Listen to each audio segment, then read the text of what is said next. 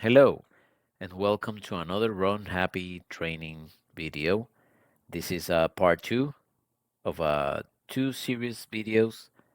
This is called the workouts, and the purpose is to provide a list of workouts or explain what the workouts are about that I define or allude to in the original video. So I will be providing a link for that original video. If you haven't seen it, you should see that one first because that video will provide a background on how I like to establish training plans and the strategy I follow, which is quite simple. So make sure you visit that other video and learn the background. This one is just for the workouts, as I said. And before I keep going, let's go over this note. Similar to the other video, if you just saw it, you assume all risk associated with the training or training advice that is provided in these videos. You should be consulting with a doctor before you start any new plan or any new training or sport. That's it. To start, my name is Norman. I'm a certified running coach. I got the certification a few years ago. I don't do this professionally. I just do this occasionally to help friends and coworkers achieve some of their running goals. If you want a little bit more background, you should head back to that original video. Straight to the point. Workouts. These are different types of exercises or workouts that you will find in any training plan coming from me. Tempo runs. That's a run which focuses on simulating a race pace, usually marathon and half marathon race paces. That can vary from source to source, from coach to coach. That's the standard definition or standard pace that I have found. And you will be using that as part of some of the workouts or some of the phases that we have the Run Happy training plan or any periodized training strategy. The other workout I see here is the easy conversion pace. The majority of the workouts will be done at that easy pace, and I have explained this before on another video. Basically, it's just to improve your efficiency, to improve your aerobic system, and it's definitely helpful to increase all of your paces and your race distances. And your distance for the Run Happy plan, I use the math formula as a starting point. I like to start with the heart rate to determine that easy pace, and from that, I transition into pace charts that are available out there. Again, you should head to the first video to find out about those pace chart and what they mean and how I use them. You use the easy run for all distances, short distances, medium distances, and long runs.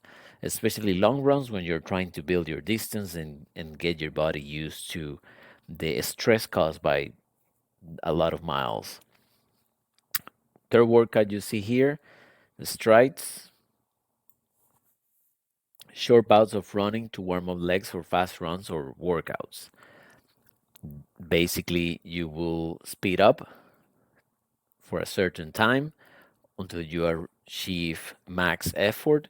You hold that max effort for 5 seconds and you decelerate gradually. That's what the stride is about. It doesn't take too long, it's not that long of a distance. It says there 90 to 100 meters. That's approximates. You can do more, you could do a little bit less. Yeah, quite simple. Very good. Very good to prepare your legs to go faster, to get used to fast speeds and warm up for the next one for speed intervals or sprints. People call it sprints as well. I think that's the most common name. And those are all out short bouts of running. And it is for 50 minutes usually. You can do it longer depending on your level of fitness, but that's going all out. You start from zero, you go all out, and usually you recover for 1, 2, 3 minutes until you feel you're ready to go again, and you do it over and over. There you can do 6 repetitions, 8, 9 repetitions. It depends on where you are in your training, but that's how usually done. I like to use as a starting point combining 6 strides followed by 8 or 9 speed intervals or sprints. So that's the fourth workout. Heels. Very simple. That's what it is. A heel, running uphill, is a moderate effort going up the hill, and you rest going back down or on a flat surface. If you're using a treadmill, that's of course that will change. Usually it's 10 to 12 minutes of increased speeds, 5K or 10K pace, and I provide an example there. 5 to 8 times of 2 minutes going uphill, resting downhill, or distance based. Say you're in a treadmill, you can vary that from 100 meters to 1,000 meters, going up at that speed. And for resting, you put the treadmill down to a flat, you walk or jog until you recover. Second workout in this one, fartlek, speed play. The translation. And as it reads there, it's a combination of time intervals at faster speeds such as marathon, half marathon, 10K or 5K paces. 15, 30 minutes of increased speed combined with time rest periods. And you got another example there. It's quite simple. You want to try to get the body used to that speed. You put in 2 minutes at a time, 3 minutes at a time. You repeat over and over with some rest in between, and you will get the distance, how it feels. Your body will start getting used to it. And that's basically the farting. Intervals. Similar. All of them, all the workouts are similar. Basically, they change in duration and the pace you're using. In this case, let's talk about long intervals.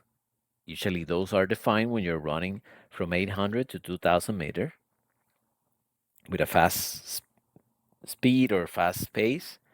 It can vary based on the runner fitness level. And I use the pace charts. I use the pace charts to do that. And the pace charts are going to be based on your current condition, on what your easy pace is, what your 5K pace or 10K pace, depending on where you are in your training. We will look at those charts and come up with a estimate of what the speed should be. And you get an example. 3 times 0.75 miles, a long interval pace with 2 minutes in recovery. Again, just an example that varies from person to person. Short intervals. This is a shorter distance, usually from 200 to 800 meters of fast running, and this is faster than the long intervals. It's meant to force you go a little bit faster. Again, get adaptation on that specific speed. Usually, this will be faster than your target 5K pace. It also depends on the runner fitness level and the pace charts. We talked about the pace charts already. And you get another example 0.25 miles, 4 times at a speed interval, a short interval pace, I should say, with 2 minutes in recovery. The 0.25 miles, that's basically the 400 meters. You repeat that 4 times and you got a workout. It's not always 0.25. It can be, I like to do 2 times half a mile, 4 times quarter mile, and so on. Repeats ladder and mixed space. That's the top one. It's similar as interval paces, but modifies as the name of each workout was provided. Repeats. What does that mean? Same distance, same pace. So you will vary the distance, you will pick a distance, and you will pick a pace, and you will be repeating those with some rest in between. ladder. So that's the changing in distances and or paces. Same thing. You pick a distance, you run for it, you rest, you increase the distance a little bit more, and repeat. Or you change the pace. You go, let's say, long intervals first, and then short intervals, and then switch back, and such. And mix is a combination of all of the above. I don't use those as much, but they're there. And race pace, that's quite obvious depending on your target distance. We will come up with a specific target pace for your level of condition, similar to tempo workouts. And what we're trying to do is get you used to feel how you might do during the race, see how you are feeling with the estimated target pace and finish time. That's what those race paces are for. So beyond the workouts, those are specific types of workouts for running. There's also warm up and cool down activities that you could do, you should be doing as part of your workouts. The start with the warm up, or the reason for the warm up, if you don't know this by now, is to prepare the body for the workout. It helps improve performance, it reduces the risk of injury. This is common knowledge. Just mention it here because on our plan, of course, we do include some warm up or recommend warm up. And what are those activities that we recommend? Easy aerobic activity, walking and jogging. I think those are the best options. You don't have to do anything crazy to warm up. The best thing you could do is simulate the activity that you're going to be doing at the end of the day at a lower intensity. And that's starting with a walking, leading to a jog, and then leading to the final run. That's the best way to do it. Some other exercises: very gentle dynamic stretching, very gentle static stretching, and some specific skills practice. For example, strides. If you're going to be running very fast, just say you're doing a 5K, so strides might be good to activating those muscles, make sure they're ready to go, make sure they're ready to go fast. You should be doing this after the warm up anyway. They doing the easy aerobic activity. You can do some of the other stuff that we mentioned here. And a little bit more visualization on what I mean by the previous comments. The walking and jogging is quite simple. That will be the first top priority. The second priority would be limiting and dynamic stretching, leg swings, walking knee grabs, gentle butt kicks. And any of these, I didn't create any of these pictures. The sources are there, and I'm going to also include them on the video, whatever this video is published. Static stretching. I really don't like the stretching that much before doing the activity or doing my workouts or my runs. I do some of it at the end, but not before. If you need feel like you need to do it, I only recommend very few, like calf and Achilles tendon stretches. That's basically it for me. The other stretch, the other stretches are achieved by these gentle movements in the top. That's it, quite simple. Workouts and training plans considerations. So things I take into account when creating the workout. The 10% rule. That's a known common rule on these running training plans. And it's just by increasing the 10% every week, not doing any more than that because you can be adding too much work to your workouts and you may not be used to it or ready for it. So, this is a conservative approach on how to increase your weekly load.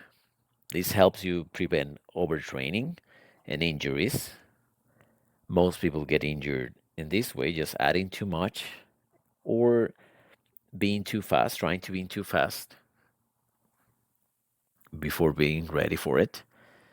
There is consensus among different training philosophies and practices on this 10%. Some of the sources I will include in here that I have read, but basically it is a conservative approach. Do not add more than 10% to a weekly volume, and do not add more than 10% increase to a long run. Same thing. Say if you do 10 miles a week, if that's what you're doing right now, your next week should be 11 miles, and it should be distributed during the different days. If your long run, let's say, is 6, so that the next long run should not be more than 6.6 if you put everything on the long run. That's it. Quite simple.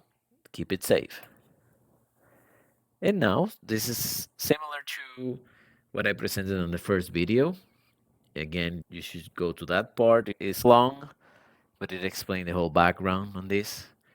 And I put this one together here because we mentioned some workouts, and I just want to put a visualization or representation on how they would look in a training plan. If you saw the first video, you'll know that we go by phases, 4 different phases. You should go back to the video to understand that. And as I mentioned, here you will find easy runs on the first phase. We talk about those. It can be different distances. It's a slow pace just to get used to the distance and the stress it causes on the body. You move on to phase two. You will get more easy runs, and the changes are noted here. This is the strength phase, and we build on that strength. For example, with strides and sprints and heels. I like to do that. So this is how it would progress and how you would see those type of workouts on your training plan, especially if you see the Run Happy training plan. The other phase is the long and short intervals. You will find them there. You will find tempo runs on that third phase. And of course, some easy runs. Easy runs will be on every single phase. And if you don't remember, or if you haven't seen the video, this is the base phase where you build your distance. The phase two is the strength phase. Phase three is speed phase. Phase four, it's basically it's a mix with the three, but it's the taper. Is when you are cutting back on miles and getting ready for a race. In this one, you will find a combination of all the previous phases, especially phase three, but just a reduction in the volume. And that's it. That's it. This, as I said, this video is short. The purpose is just to describe the workouts separately because the original video was too long. So I decided to separate it in 2 videos just to go over the details on each one and explain what they were and make sure you had that information. So hope you enjoyed it. Hope this is useful to you. Definitely check out the first video. It will make sense when you put both of them together. I will include all the sources that I mentioned in the first video on this one as well, so you can look at the sources, check out the books, and a few other things that I mentioned. And that's it. Thank you for your attention.